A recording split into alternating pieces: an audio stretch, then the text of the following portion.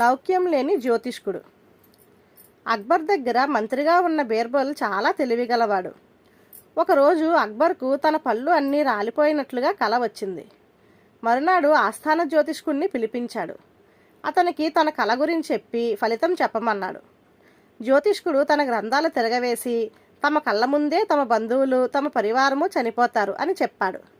చెడ్డవాత చెప్పినందుకు గాను అక్బర్ కోపగించి అతన్ని చెరసాలలో వేయించాడు. ఇంతలో ఏదో పని మీద వెళ్ళి ఉండిన ఆ బీర్బల్ అక్కడికి వచ్చి సంగతి తెలుసుకొని అమాయకుడైన జ్యోతిష్కుడిని విడిపించాలనుకున్నాడు.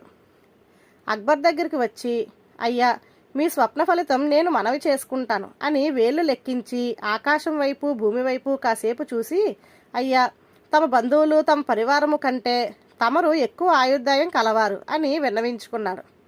ఇంత శుభఫలం చెప్పినందుకు ఏం కావాలో కోరుకో అన్నాడు అక్బర్. ఆస్థాన జ్యోతిష్కుడిని విడుదల చెయ్యండి అని మనవి చేసుకున్నాడు బీర్బల్.